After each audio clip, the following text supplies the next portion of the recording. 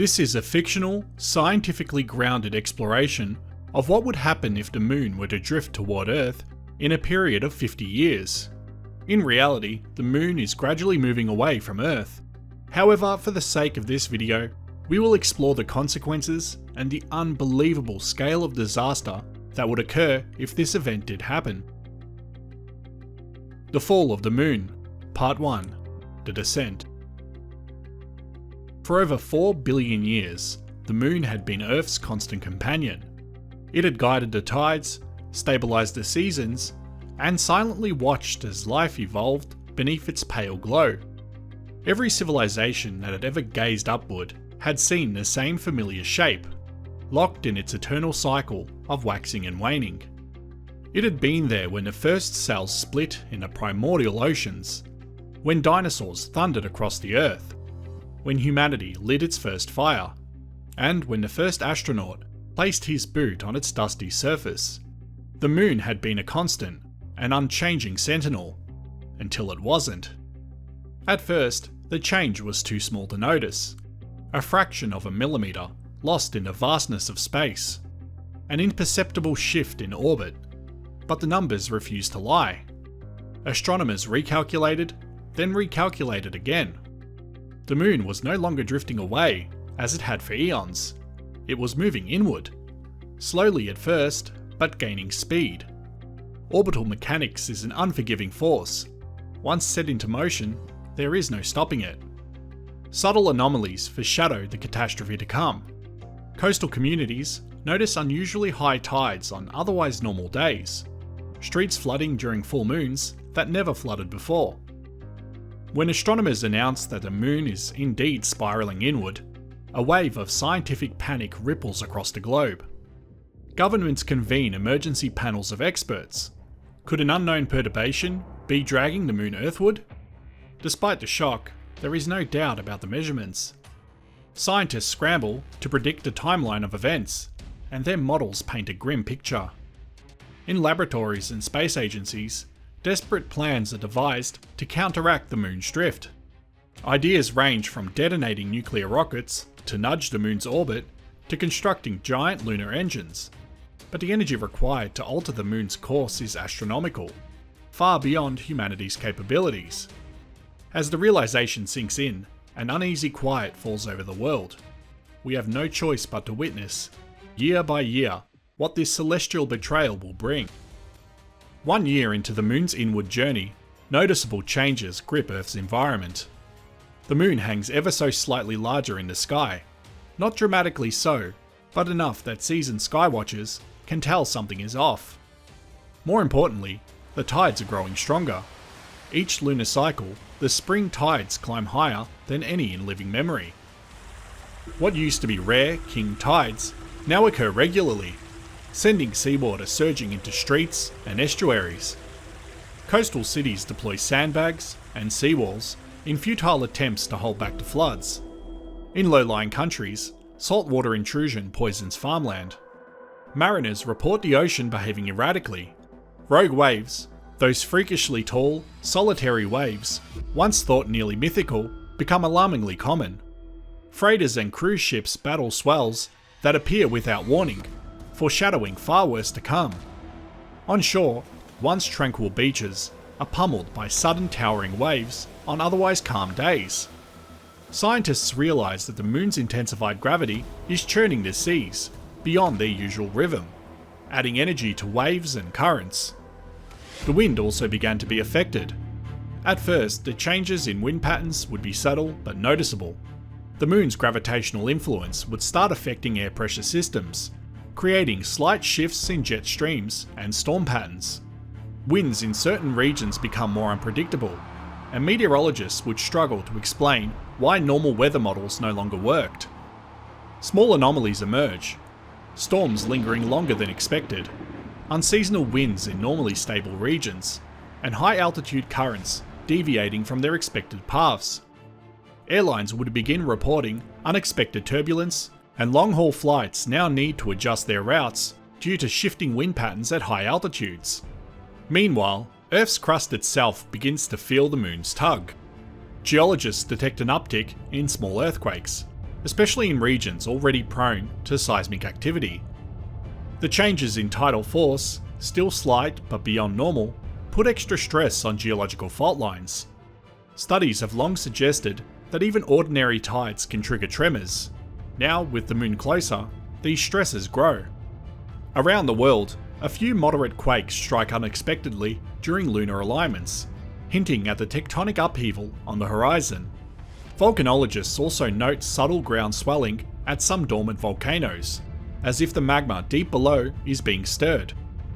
There's speculation that the moon's gravity, now just a bit stronger, is deforming magma chambers and faults, a phenomenon observed on mid-ocean ridges where tidal forces make volcanoes breathe magma in and out.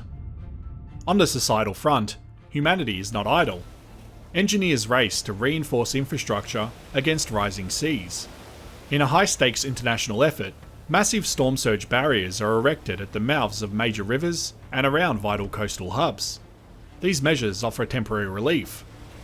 Yet by year's end, it's clear these defences will soon be overwhelmed if the trend continues.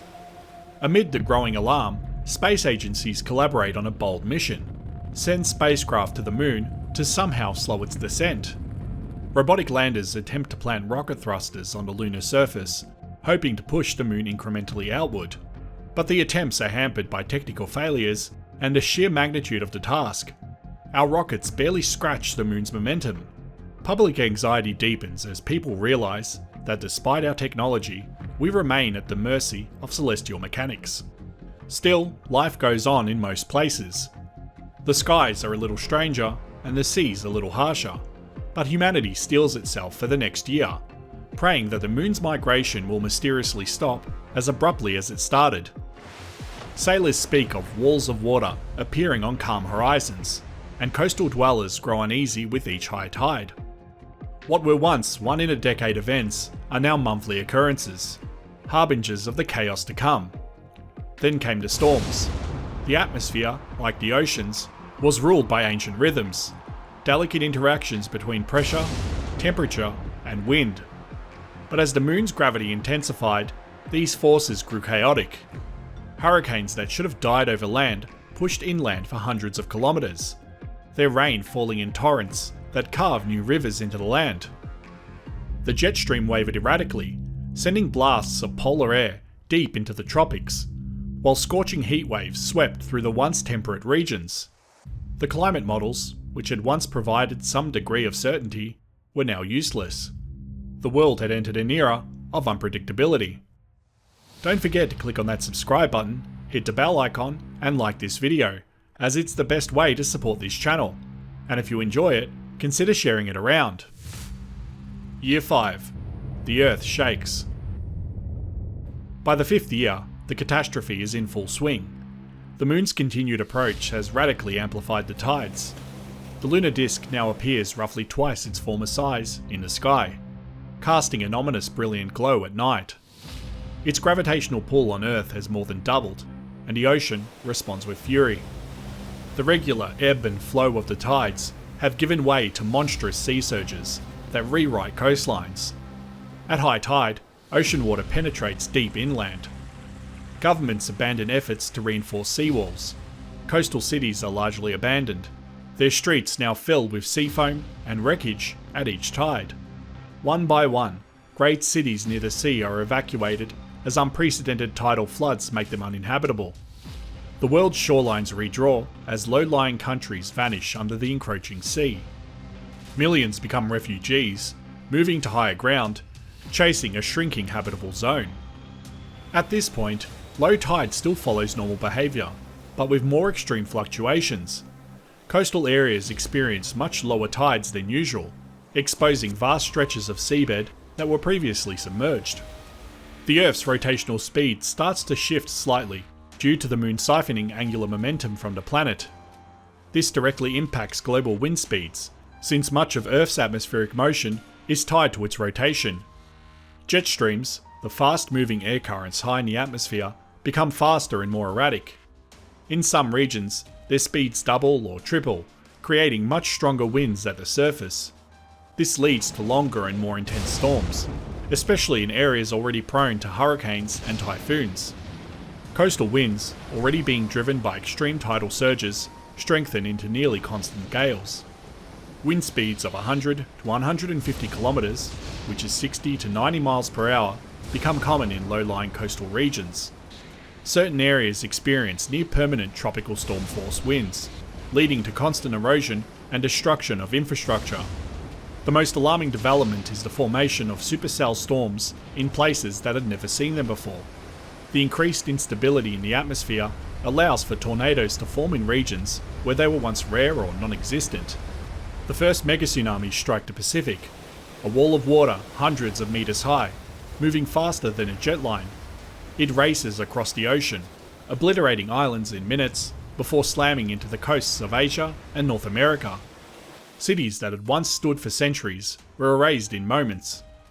The devastation was repeated across the globe, and as the moon continued its descent, the tsunamis only grew larger and more frequent. The ocean's wrath is matched by the Earth's fury from within. The constant tugging of the moon has begun to destabilize Earth's crust in ways scientists only theorized. Tectonic stresses reach a breaking point. Major earthquakes strike in clusters. The Pacific Ring of Fire erupts in a spasm of seismic activity. Cities from San Francisco to Tokyo lie in ruins from tremors that arrive like clockwork with certain lunar positions. In a single week of Year 5, a magnitude 9.5 quake rips along the west coast of the Americas, while another megaquake devastates coastal China, events triggered by the moon's gravity exacerbating already strained faults. Fault lines that have been quiet for centuries rupture violently. Even normally stable regions experience swarms of earthquakes. No place on Earth is truly safe now. Tremors rattle the ground across every continent, fraying the nerves of survivors. Then comes the climax of geological chaos. Multiple supervolcanoes erupt nearly simultaneously. Under the incessant gravitational flexing, several of Earth's massive magma chambers finally give way. In this fifth year, within months of each other, a series of cataclysmic volcanic eruptions rocks the planet. In North America, the Yellowstone caldera explodes with a force 1,000 times Mount St. Helens, blanketing the continent in ash. In Indonesia, the giant Toba volcano awakens, spewing ash and sulfur into the stratosphere. New Zealand's Lake Taupo blows up, destroying more than half of the country in an instant, while other volcanic giants, from the long dormant calderas in Siberia and Italy to newly formed rifts in the ocean floor, all seem to erupt in concert as if the Earth itself is convulsing. Never in human history have so many super eruptions occurred so close together. The atmosphere is soon choked with ash. Day turns to dusk across the globe. From multiple points on Earth, towering eruption columns punch into the sky, reaching the stratosphere and beyond. Fine ash and aerosols spread swiftly. Within weeks, a shroud of volcanic dust encircles the planet. The term volcanic winter now defines daily life. Sunlight is dimmed and tinged with red. Across the world, temperatures plummet as the sun's warmth struggles to penetrate the veil of ash and sulfuric haze. Crops wither in the fields under darkened skies. Global average temperatures fall sharply by several degrees. Snow falls in June, rivers freeze in August. Ecosystems reel from the sudden cold. The sky turns a hazy grey-brown and the sun fades to a feeble glow. Noon looks like twilight, as volcanic ash falls like dirty snow, burying landscapes. The combined effect plunges Earth into an instant volcanic winter. Human civilization, already battered by quakes and tides, enters a freefall. Coastal exoduses that began in previous years turn into a global refugee crisis of unprecedented scale. Inland cities strain under the influx of displaced millions. Governments enact martial law to manage resources and unrest. But now, agriculture collapses under the ashen skies. There is simply not enough sunlight or warmth for crops to grow. A famine of biblical proportions begins. By the end of Year 5, global trade has halted. Countries hoard what food reserves they have as starvation looms. Social order frays and then shatters. In many places, riots over food and water erupt and then give way to an eerie silence as populations shrink. The lucky or unlucky survivors hunker down in whatever shelter they can find. others in improvised communities on high plateaus above the reach of the tsunamis. Meanwhile, a last-ditch effort is made to save humanity. Several nations collaborate on launching crews of astronauts in escape rockets, hoping to establish colonies on Mars, or at least space stations that can hold some remnant of humanity. A few ships do lift off amid the chaos, carrying the torch of mankind away from an Earth spiralling into darkness. But their fate remains uncertain as Earth's support network crumbles. As Year 5 ends, the grandeur of destruction is beyond anything our species has ever endured. Fire and ash in the sky, oceans surging over the land, the very ground trembling, and this is only the beginning. Yet still, the moon drew closer. Year 10. The Tides of Doom. By the 10th year, Earth is a radically transformed planet. The tides had ceased to be a cycle. They had become a relentless force of destruction. The 5-year-long volcanic winter has dramatically altered the climate and environment. What was once a world of diverse climates has become a nearly uniform chill. Sunlight is still scarce. The volcanic shroud persists, reinforced by continuous smaller eruptions that have followed the supervolcano blasts. Across large swathes of the planet, temperatures resemble an ice age. Glaciers advance from the poles and from mountain ranges. Snow blankets regions that were once temperate or tropical. The few remaining plants are stunted and frost-rimed.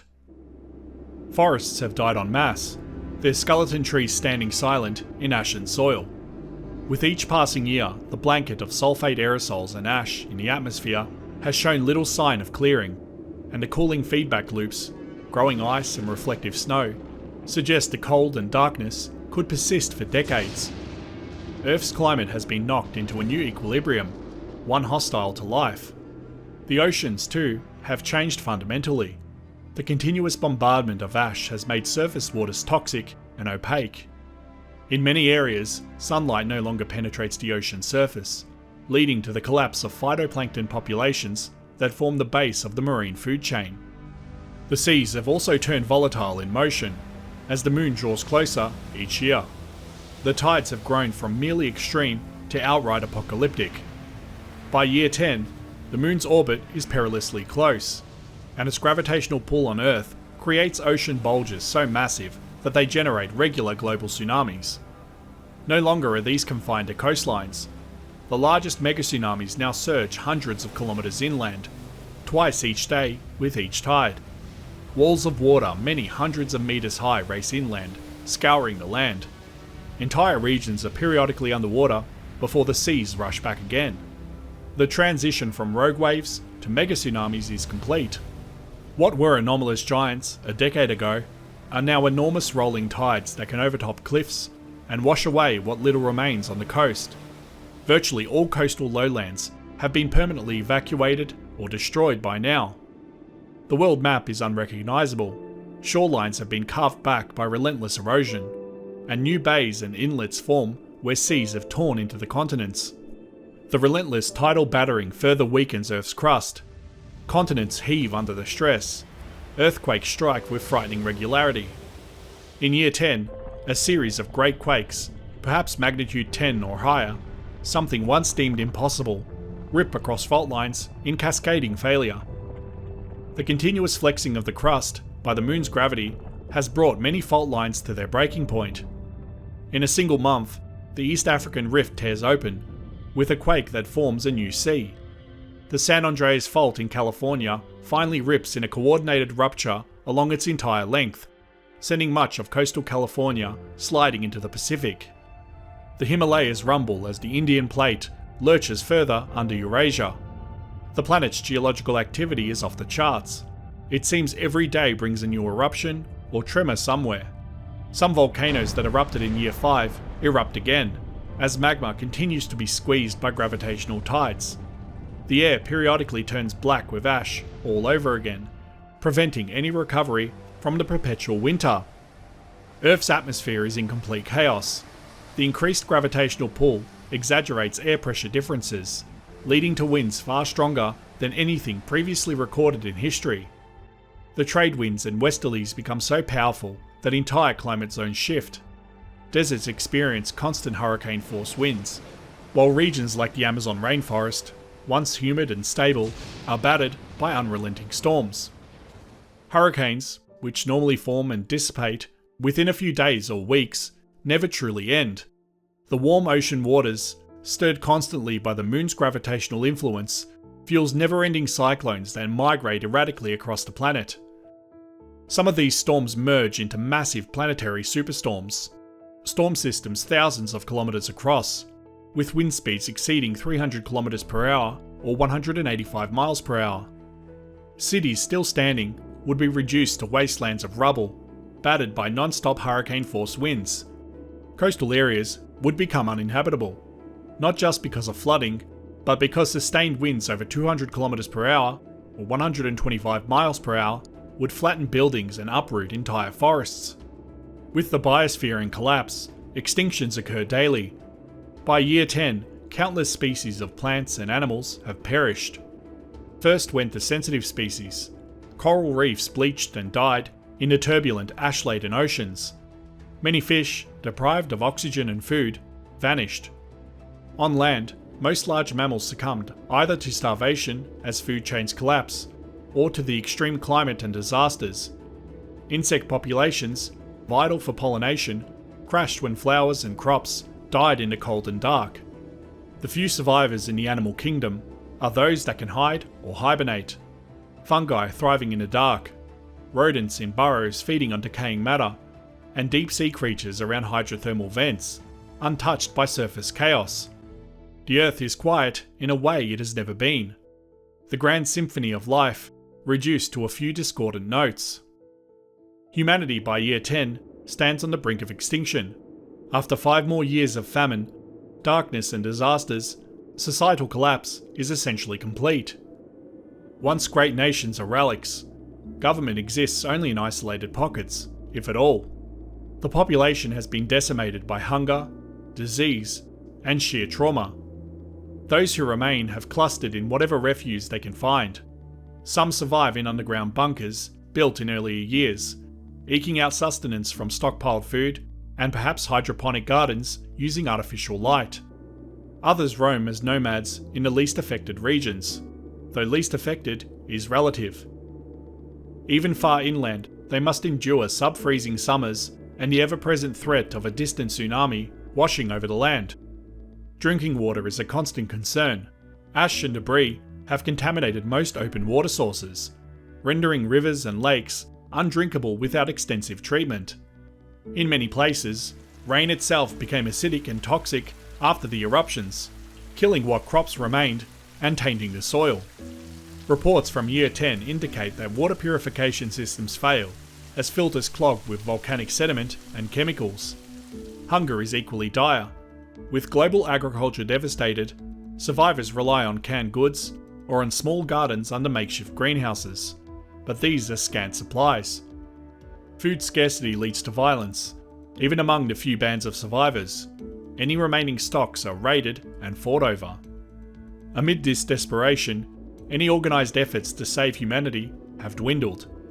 The early space colony attempts, launched in year 5, met mixed fates. One rocket carrying a crew of scientists to Mars malfunctioned en route. Another made it to orbit, but those aboard perished when resupply from Earth ceased. By year 10, there are no more launches. Earth no longer has the industry or resources to spare.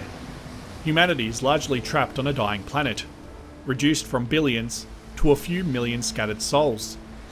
Communication networks have collapsed, so these remnants are mostly isolated, unaware if others even exist.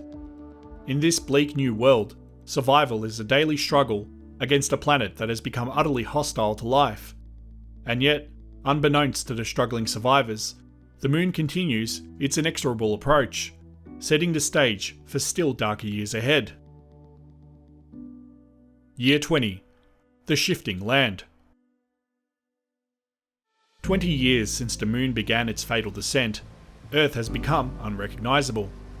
The combined effects of constant mega-tsunamis, a volcanic ice age, and atmospheric toxicity have reshaped the planet's surface and atmosphere profoundly. The climate is now akin to a deep glacial period. After 15 years of little to no sunlight, global temperatures have fallen dramatically. Ice sheets extend far from the poles. Much of North America, Europe, and Asia lie under thick snow and ice year-round. The volcanic winter that began in Year 5 has shown no sign of lifting. If anything, it has entrenched itself. With so much ice and snow, reflecting what little sunlight pierces the ash clouds, a powerful feedback loop keeps Earth cold. Scientists, if any organised science still occurs, suspect that even if volcanic emissions ceased, it would take centuries for the climate to recover. For now, perpetual winter reigns. Scenes of the world in Year 20 resemble a ghostly twilight tundra. Cities entombed in ice, plains covered in ash and snow, the air foggy with frost and soot. The land is continuously battered by mega-tsunamis. By now, the moon looms far larger in the sky, and its tidal pull has grown exponentially. Twice daily, and increasingly almost permanently, as the moon draws nearer and tidal bulges elongate, gargantuan waves scour the continents. These tidal waves are on the order of hundreds of metres high, smashing inland with irresistible force. No trace remains of coastal settlements. Even far inland, entire regions are periodically submerged. The concept of a coastline no longer applies. With each passing month, the ocean effectively sloshes around the globe, turning lowlands into seafloor and then retreating. Mountain ranges become refuse of the last land above water, only to be assaulted as tsunamis climb their slopes before receding. The sound of the ocean's onslaught is unearthly, a continuous thunder as if the planet itself is roaring in pain. Over 20 years, these waves have pulverized mountains, redistributed sediments, and scrubbed the surface of civilization's remnants. The oceans have effectively taken over, claiming nearly all vestiges of human infrastructure. By Year 20, Earth's rotational speed has significantly increased, leading to extreme Coriolis effects that generate winds at planetary scale speeds. Certain parts of the world experience constant wind speeds over 400 km per hour or 250 miles per hour, stronger than any recorded tornado. Entire regions become completely uninhabitable. The forces at play strip soil from the land. Sand and dust storms sweep across continents, permanently altering landscapes. Super typhoons have become a continuous global event, forming massive systems that travel erratically across the world. Some of these become so large that they could wrap around an entire hemisphere, bringing continuous rainfall, devastating winds, and unimaginable destruction. At the upper atmosphere, winds become supersonic, reaching 1200 km per hour or 750 miles per hour in localized regions, faster than the speed of sound. These upper atmosphere wind currents create massive electrical storms, sending lightning bolts hundreds of kilometers long streaking across the sky.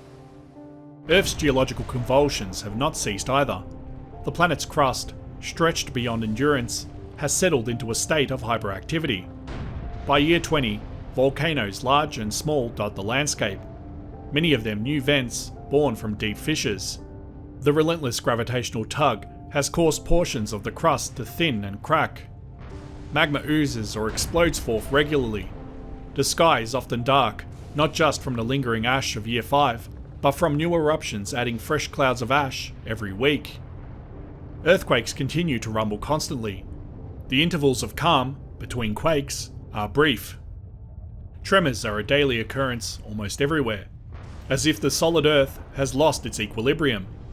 In some regions, the ground itself rises and falls subtly each day with the moon's passage, a tidal flexing of the crust that sometimes releases in jolts that level anything still standing.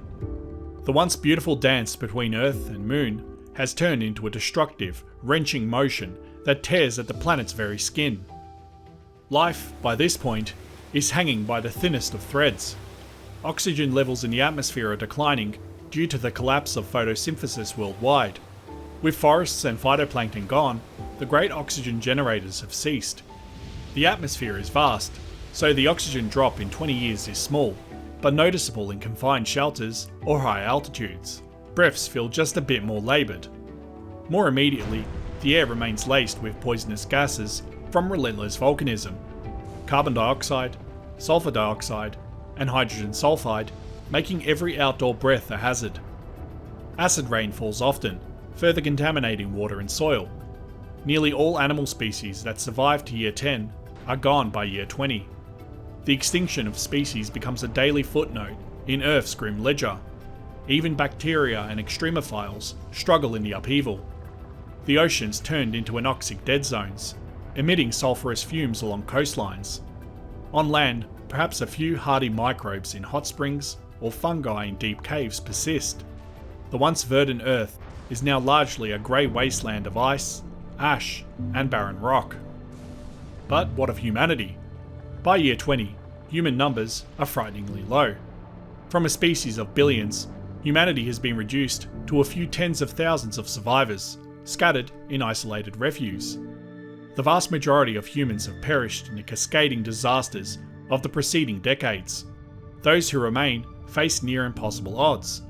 Some small groups survive in subterranean bunkers or mines, having stockpiled enough supplies to last this long. Inside these enclaves, huddled survivors ration food and water and tremble as earthquakes shake their underground shelters and tidal booms echo through the earth. Other groups took to the sea early on in reinforced ships or submarines, attempting to ride out the chaos in deep ocean areas, but the mega-tsunamis likely dashed most vessels or left them stranded in ghost oceans with no port to return to. A few high-altitude communities on plateaus or mountains, well inland and high enough to evade most flooding, may still exist, living off greenhouse-grown algae or fungus and melted snow for water. Yet even these refuges suffer as volcanic ash contaminates every water source, and trophic diseases caused by malnutrition and cold take their toll. Communication between survivor enclaves is minimal to none. Radio signals struggle through the ionized, ash-laden atmosphere, and the collapse of electricity grids means technology is scarce. Humanity's attempts to intervene are long past. This is pure survival mode. In their desperation, some survivors in bunkers turn to an almost mythical hope. If they can endure a bit longer, maybe the moon will break apart and the worst will end. Others are more pessimistic, convinced that even if the moon's assault stops, Earth may never be habitable again.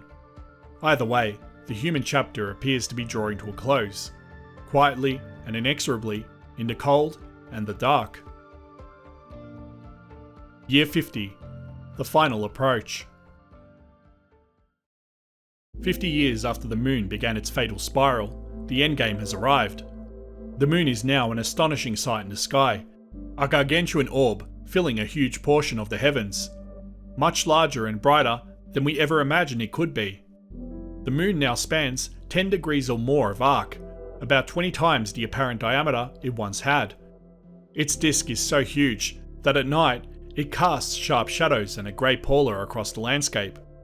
It is so close that one can discern, with the naked eye, the jagged details of its surface, and it no longer looks perfectly spherical. Tidal forces have stretched the moon into an egg shape, with the pointed end facing Earth. Huge fissures and lava gashes mar the lunar surface, visible even to the unaided eye, as the moon's crust gives under Earth's gravitational pull. And it is close, dangerously, unimaginably close. By year 50, the moon's centre is only on the order of 20,000 kilometres from Earth, down from 384,000 kilometres originally. This places it at the brink of the Roche limit, the critical distance at which Earth's gravity will begin to overcome the moon's structural integrity. The moon has reached a point of no return. With each passing orbit, tidal forces on the moon intensify, threatening to tear it apart just as Saturn's gravity once shredded the moon to form its rings. By the time the moon reached its final approach, Earth's atmosphere is nearly unrecognisable. The sky is permanently filled with storm clouds, with hurricane-force winds sweeping across every inch of the planet. The entire world is a storm-ravaged, flooded wasteland. The wind itself has become lethal.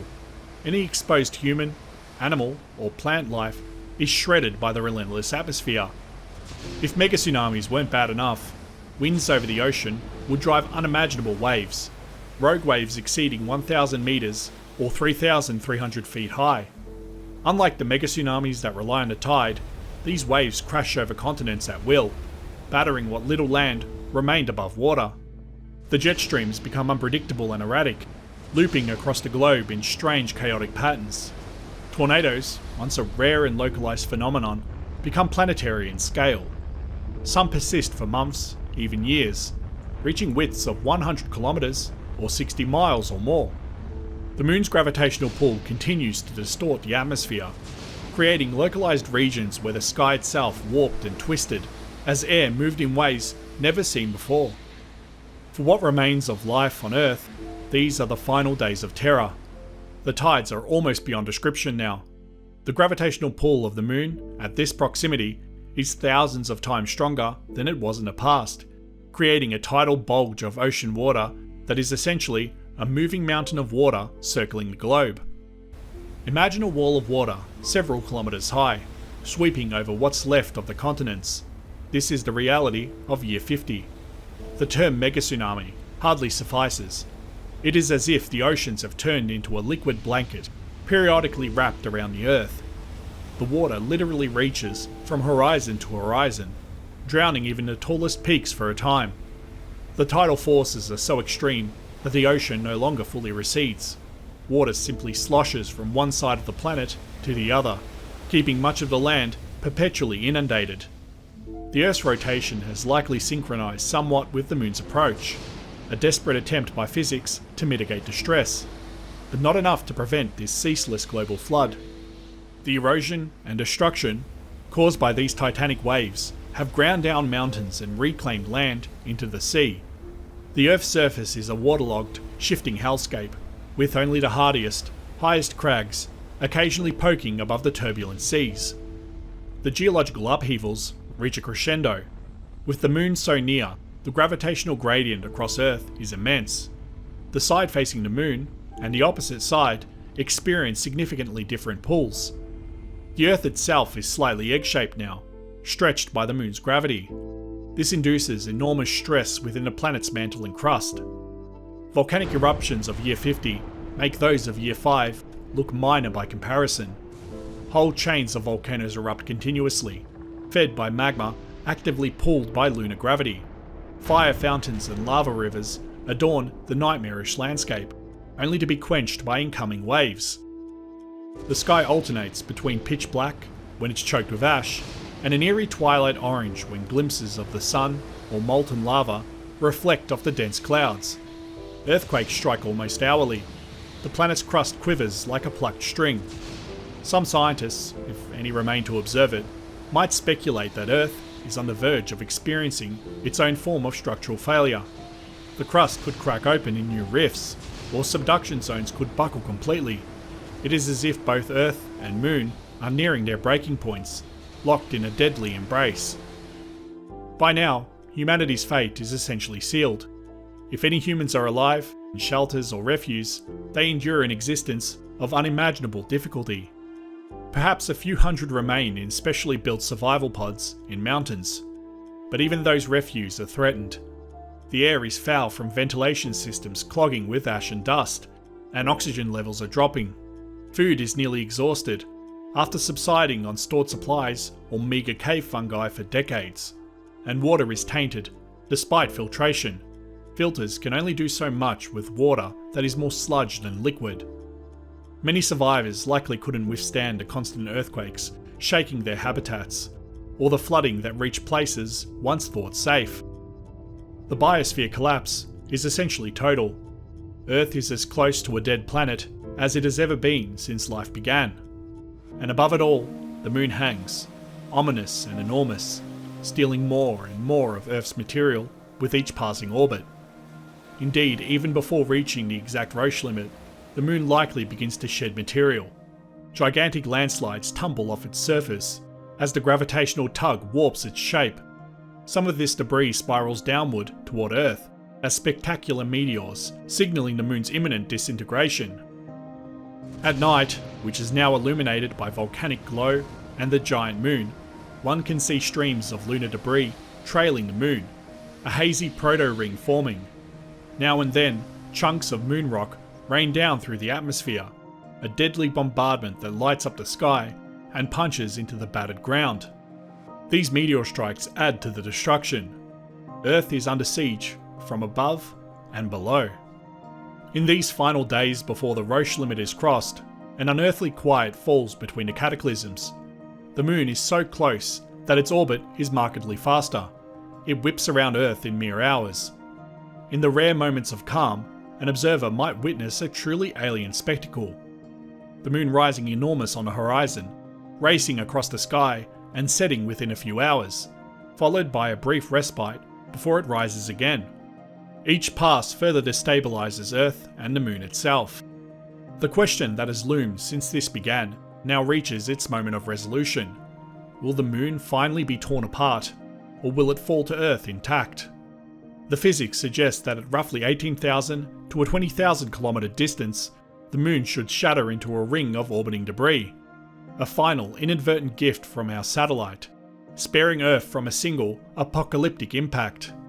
If this occurs, Earth might gain rings like Saturn's, made of glittering remnants of the moon, visible in the sky as a sad, beautiful band.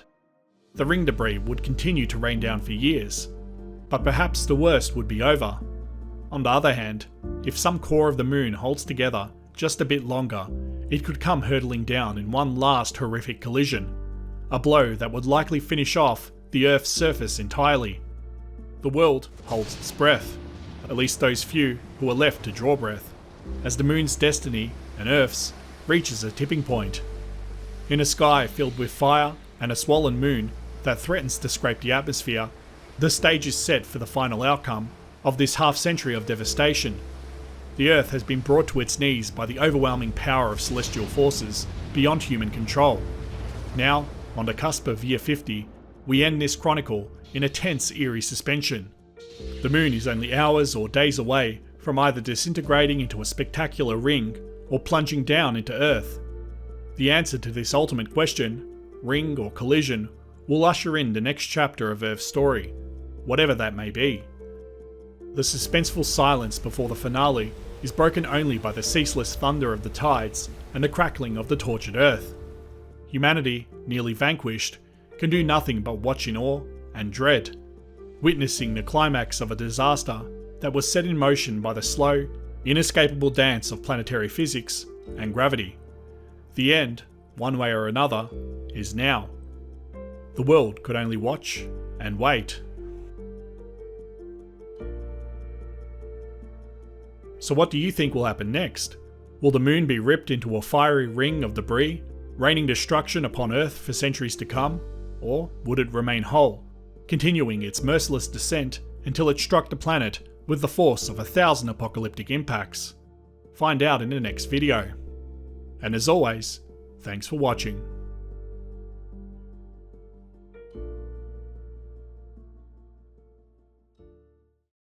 Before I end this video, I'd like to give a big shout out to my Patreon and YouTube members. Thank you so much to everyone that helps to support this channel.